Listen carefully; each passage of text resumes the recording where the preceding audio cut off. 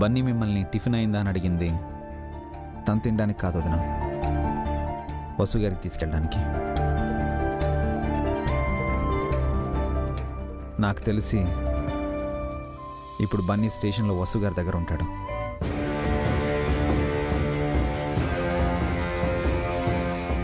వెంటనే వెళ్ళబి. బన్నీ స్టేషన్కే వెళ్ళాడో ఇంకెక్కడికైనా వెళ్ళాడో. అవునబి, అంత చిన్నపిల్లవాడు అంత పెద్ద ధైర్యం చేశాడంటే చాలా భయంగా ఉంది. డాడీ, నేను కూడా మీతో వస్తాను. మమ్మీని చూడాలి. అను, కీర్తి వద్దమ్మా, మమ్మీని నేనే ఇంటికి తీసుకొస్తాను. మరి నిన్నెందుకు తీసుకురాలేదు? ఈరోజు తీసుకొచ్చేస్తారమ్మా, నువ్వేం కంగారు పడుకో. మమ్మీ ఇంట్లో లేకపోతే ఏదోలా ఉంది. అభి, ఎలాగైనా ఈరోజు వసుని ఇంటికి తీసుకొనిరా. తను కారణం చెప్పకపోయినా సరే నీ ఇన్ఫ్లుయెన్స్ అంతా ఉపయోగించు. నీకు తెలిసిన వాళ్ళతో పోలీసులకు చెప్పించి వసుకి బెయిల్ వచ్చేలా చేయ అభి. ఆ పని చేయబోతున్నాను అన్నయ్య. ఎలాగైనా ఈరోజు వసు గారిని ఇంటికి తీసుకొస్తాను.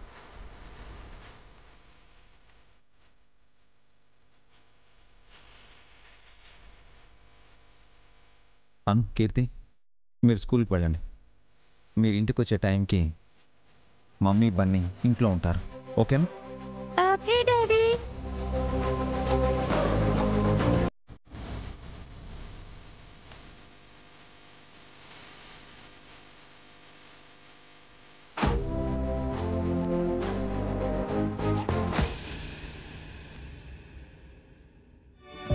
ఎవరు బాబు నువ్వు? ఎందుకు వచ్చావు?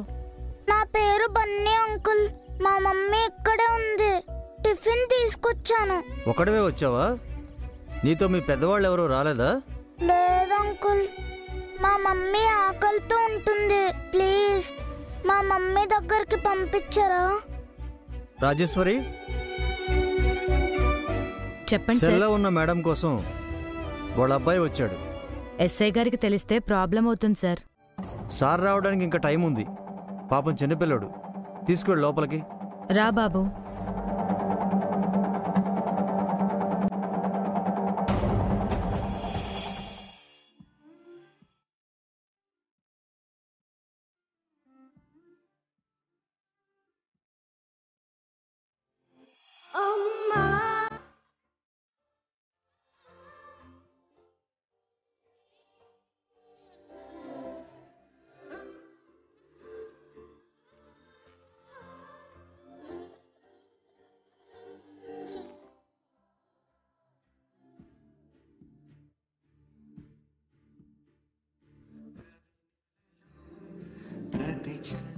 మమ్మీ,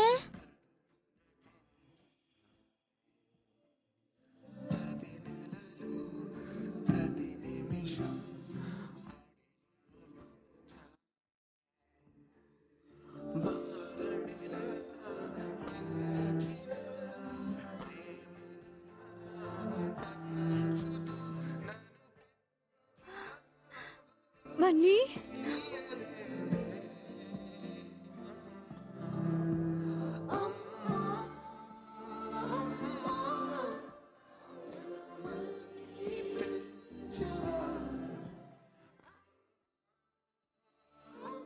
బన్నీ,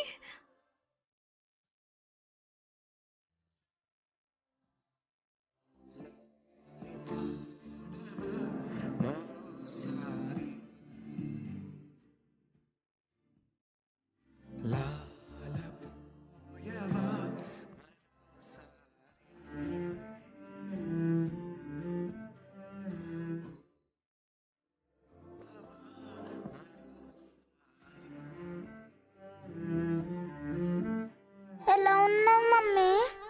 నువ్విలా ఎందుకు వచ్చావు బన్నీ? నిన్ను చూడాలనిపించింది మమ్మీ. నిన్నంతా నువ్వేం తినుండవు కదా, ఆకలితో ఉంటావని టిఫిన్ తీసుకొచ్చాను. తిను మమ్మీ.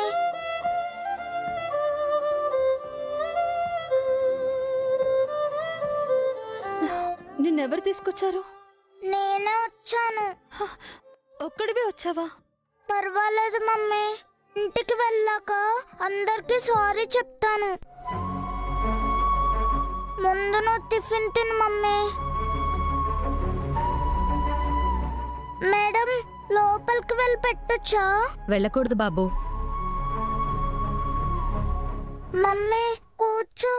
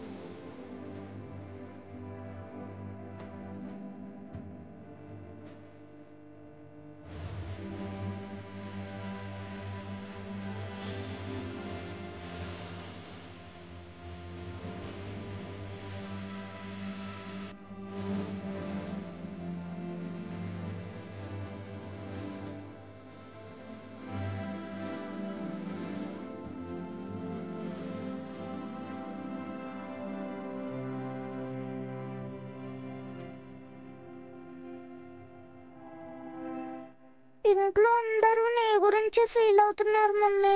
కీర్తి అయితే నువ్వే కావాలని ఏడుస్తుంది. డాడీ నైట్ అంతా నిద్రపోలేదు, నీకోసమే ఆలోచిస్తున్నారు.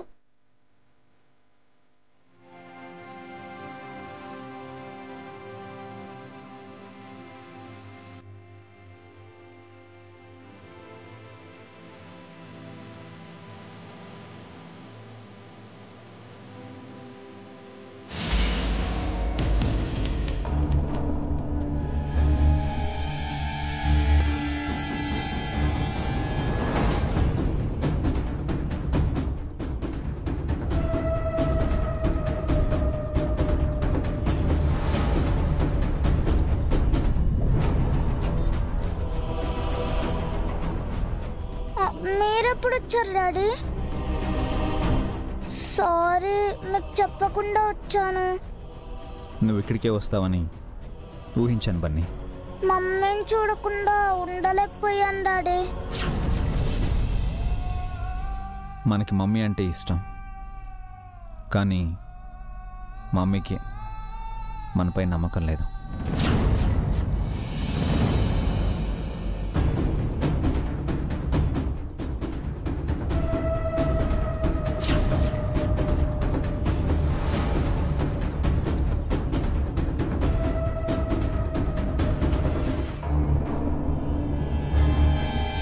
తను మనకంటే పెద్దదైపోయింది.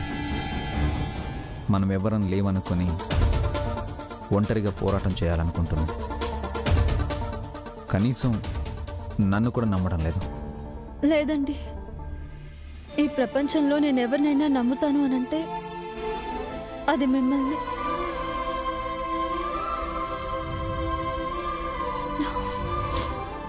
నాకు ఆపదొస్తే ఆ దేవుడు వస్తాడో రాడో తెలియదు, కానీ మీరు వస్తారు. నన్ను కంటికి రెప్పలా కాపాడతారు.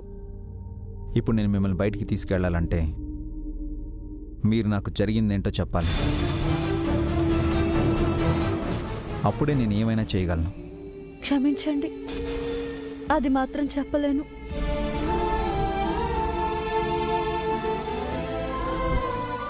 డాడీకి కూడా చెప్పకపోతే ఎలా మమ్మీ?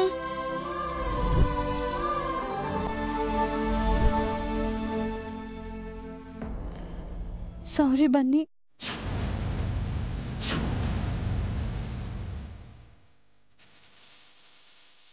సార్, మా ఎస్ఐ గారు వచ్చే టైం అయింది. ఆయన చాలా స్ట్రిక్ట్. మిమ్మల్ని ఇలా పంపించామని తెలిస్తే మా మీద కోపడతారు. ప్లీజ్ సార్, వెళ్ళిపోండి. మా ఎస్ఐ గారు వచ్చాకే రండి.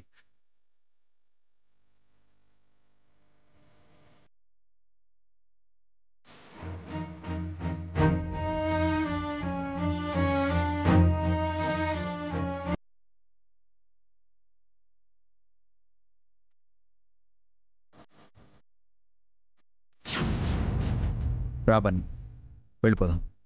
Bye mummy. నువ్వేం భయపడకు, నీకు డాడీ ఉన్నారు, నేనున్నాను. తాతయ్య, నానమ్మ, పెద్దమ్మ, పెద్దనాన్న, బాబాయ్, పిన్ని, అమ్మమ్మ అందరూ తోడుగా ఉన్నాం. నీకేం కాదు.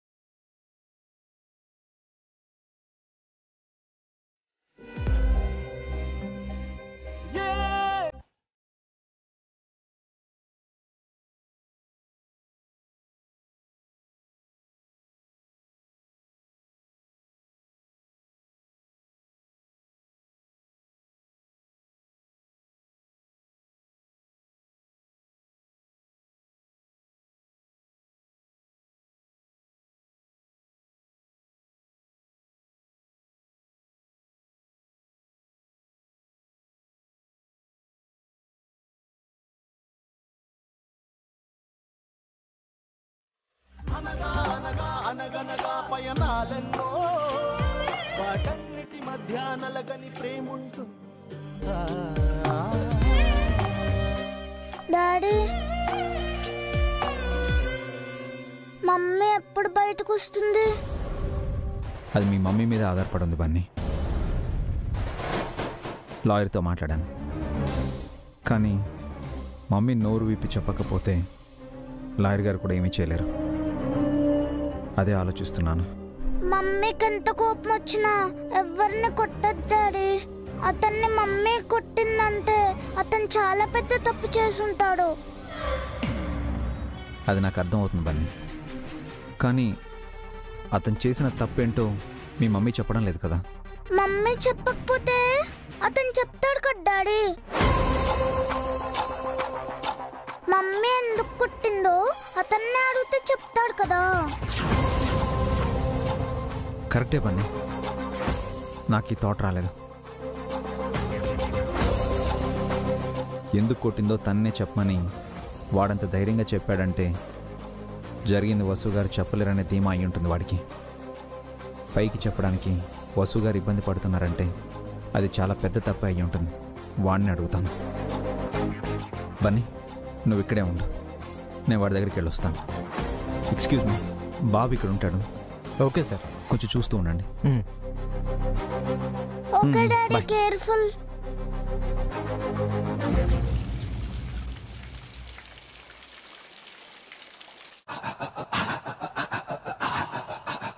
మీరు తప్పు చేస్తున్నారు సార్. మందు కొట్టమా?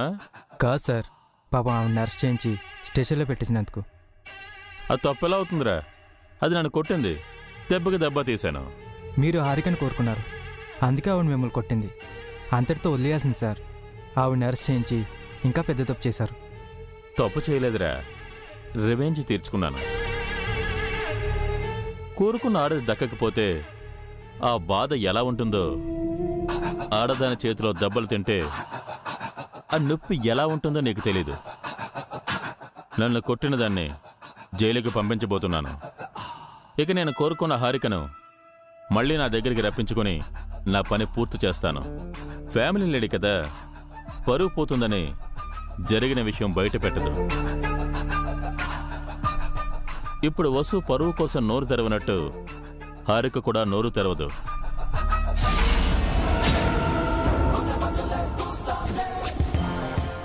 బాస్. ఏంట్రా, నా ప్లాన్కి షాక్ అయిపోయావా? కాదు బాస్, ఒకసారి అటు చూడండి.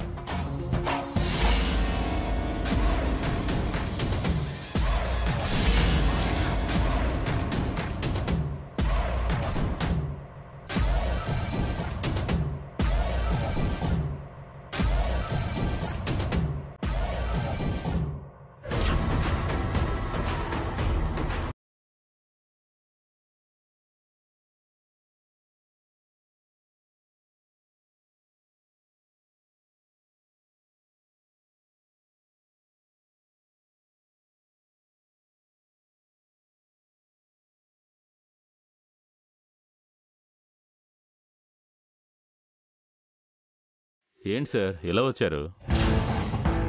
మీ వైఫ్ మీద పెట్టిన కేసు విత్డ్రా చేసుకోమని రిక్వెస్ట్ చేయడానికి వచ్చారా?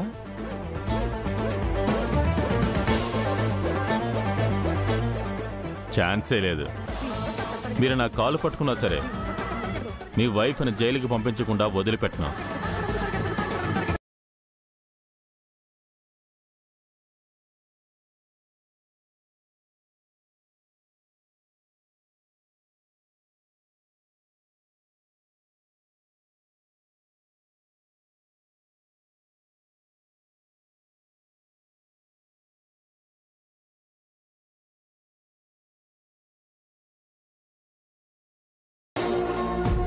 మా ఇంటి ఆడపిల్లల మీద చెయ్యేస్తావరా?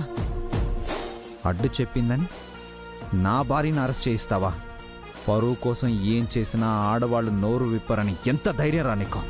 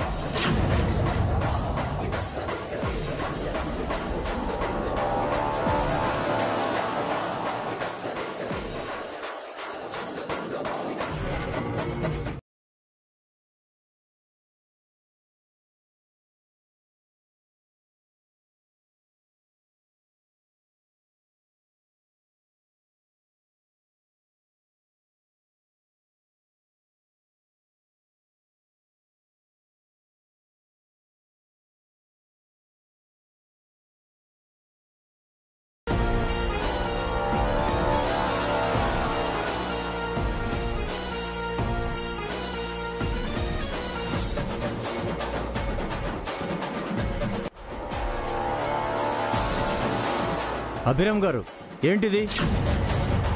కంప్లైంట్ ఇచ్చిన వ్యక్తిని కొట్టి తీసుకొచ్చారేంటి? ఇన్స్పెక్టర్, నా వైఫ్ వీడిని ఎందుకు కొట్టిందో వాడి నోటితోనే వినండి.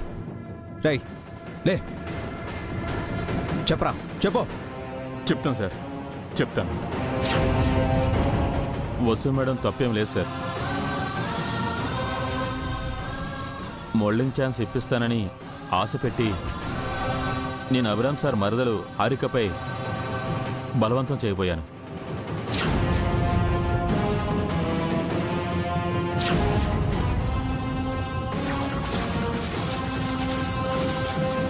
వసు మేడం వచ్చి నన్ను కొట్టి హారికను సేవ్ చేశారు. ఆ కోపంతోనే నేను వసు మేడంపై కేసు పెట్టాను. You rascal! తప్పు చేసి ఆ మేడంని అరెస్ట్ చేయిస్తావా? నాకు అబద్ధం చెప్పి మా డిపార్ట్మెంట్ని తప్పుదోవ పట్టిస్తావా? నువ్వు ఉండాల్సింది జైల్లో, కానిస్టేబుల్ వీడి మీద ఎఫ్ఐఆర్ ఫైల్ చేసి వెంటనే సెల్ వేయండి. Okay sir. మేడం రిలీజ్ చేయండి.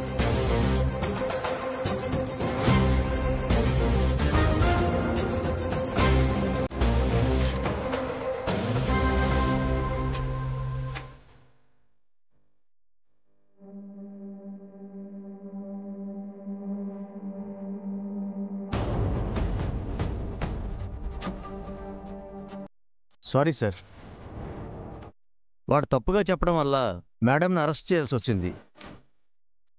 నిజం తెలుసుకోకుండా తొందరపడ్డాం. Very sorry madam. It's okay inspector. Madam అక్కడ సైన్ చేయండి.